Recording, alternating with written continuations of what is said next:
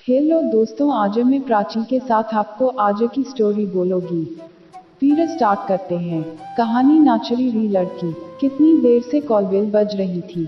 आरोही अंदर बाथरूम में थी। दौड़कर उसने दरवाजा खोला। पोस्टमैन खड़ा था बाहर। आरोही शर्मा का घर यही है? उसने पूछा।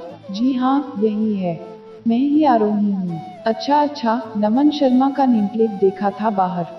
आप उनकी मिसेज होंगी। अगली बार से भेजने वाले को बोलना पते में नमन जी का नाम अवश्य लिखें। ढूंढने में परेशानी होती है। अब सब उन्हीं को जानते हैं ना। आज फिर आरोही को काम करते करते देर हो गई थी। कितना भी जल्दी करो, काम 12 बजे के पहले खत्म ही नहीं होता। अभी थोड़ी देर में अमन स्कूल से आ जाएगा। फिर उसे वक्त मिल ही नहीं पाएगा अपनी कहानी पूरी करने का। नमन और आरोही की शादी को 5 साल हो गए थे। उनका 4 साल का एक बेटा था, अमन।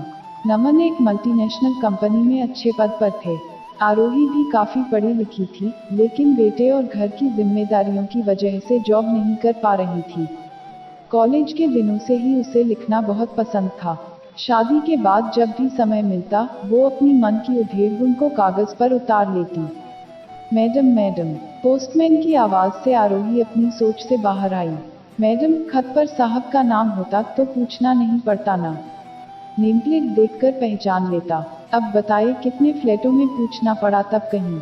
थैंक यू भैया, आगे से ध्यान रखूंगी, कहकर आरोही ने चिट्ठी लेकर दरवाजा बंद कर लिया। सोच रही थी आज नमन आएंगे तो बात करेगी नेमप्लेट के लिए। शाम को नमन ऑफिस से आते ही अमन के साथ खेलने लग गए। रात का खाना निपटाकर अमन के सो जाने के बाद आरोही ने बात शुरू की। नमन, मैं सोच रही थी बाहर मेरे नाम का भी नेम प्लेट लगवा ले, तो मेरे नाम से खत आए या कोई मुझसे मिलने आए तो दिक्कत नहीं होगी। आज माँ की चिट्ठी आई थी तो वो। थोड़ी देर नमन उसे देखते रहे, फिर हंसने लगे। आरोही को समझ नहीं आ रहा था कि इसमें हंसने की क्या बात है। आरोही को अपनी तरफ सवालिया नजरों से देखते देख नमन ने अपनी हंसी रोक दी और बोले, सॉरी आरोही, पर तुम भी खाली बैठे बैठे क्या सोचती रहती हो? तुमसे मिलने आता ही कौन है? तुम्हारी जितनी भी सहेलियां हैं वो सब मुझे जानती हैं। बाकी जो लोग तुम्हें जानते हैं वो तुम्हें मिसेज नमन शर्मा के नाम से जानते हैं। और वैसे भी तुमसे ज्यादा मिलने वाले अमन के आते हैं। मैं सोचता हूँ मुझे अमन के नाम का नेम प्लेट लगवा लेना चाहिए। चलो अब सो जाओ जानू, और मुझे भी सोने दो। बहुत रात हो चुकी है। बात चुभने वाली जरूर थी, पर सच थी और ये आरोही भी जानती थी। देखते देखते 2 साल बीत गए। इन 2 सालों में काफी कुछ बदल गया था। नहीं बदली थी तो आरोही की दिनचर्या। हाँ, अब उसने घर का काम करने के लिए एक काम वाली लगा ली थी। जो समय बचता उसमें वह एक कहानी लिखने लगी थी। आज उसकी कहानी पूरी हो चुकी थी। समझ नहीं पा रही थी कि क्या करे। नमन को बताने का मन नहीं था। नमन क्या, उसे खुद अपने ऊपर भरोसा नहीं था। उसने सोचा, छोड़ो, ऐसे ही रहने देते हैं। दोपहर में एक पत्रिका के पन्ने पलटते हुए उसने देखा, कहानी प्रतियोगिता। प्रथम स्थान पाने वाले को 50,000 नकद इनाम मिलने वाला था।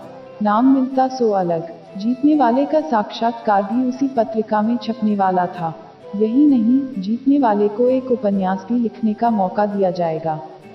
आरोही जानती थी कि उसकी कहानी कुछ खास नहीं थी, फिर भी उसने उस कहानी को 2 साल दिए थे। अचानक फोन की घंटी बजी। पापा थे फोन पर। उसने इस कहानी के बारे में सिर्फ उन्हीं को बताया था। बेटा, एक बार कोशिश तो करो। कोशिश किए बिना हार जाना तो गलत है। उससे अच्छा तो कोशिश करके हारना है। इससे कम से कम ये तसल्ली तो रहती है कि मैंने कोशिश की, और क्या पता अगली कोशिश कामयाब ही हो जाए।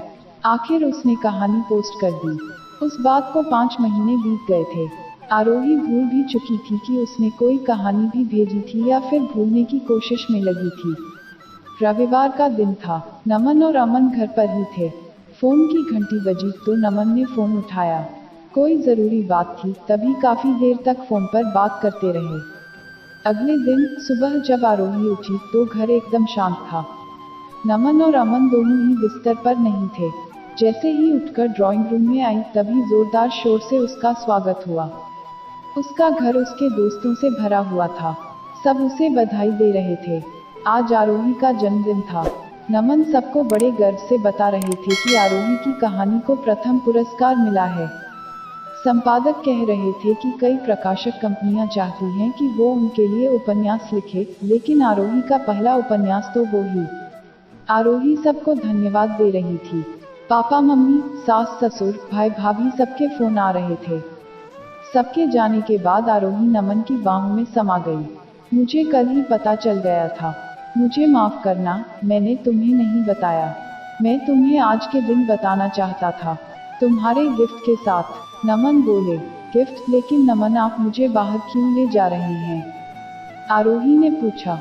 मम्मा आओ न प्लीज, अमन अपनी मीठी सी आवाज में बोला। नमन ने आरोही की आंखें बंद की और बाहर दरवाजे के पास आकर खोल दी। आरोही ने देखा, नमन शर्मा के नेमप्लेट के बिल्कुल पास एक सुंदर सा गोल्डन फ्रेम वाला नेमप्लेट लगा हुआ था। उस नेमप्लेट पर लिखा था आरोही शर्मा, लेखिका। इसे देख आरोही की आंखें नम हो गईं। जन्मदिन का यह अनोखा तोहफा उसके लिए यादगार बन गया। फिर मिलते हैं नेक्स्ट वीडियो में। तब तक चैनल को सब्सक्राइब कर दो दोस्तों।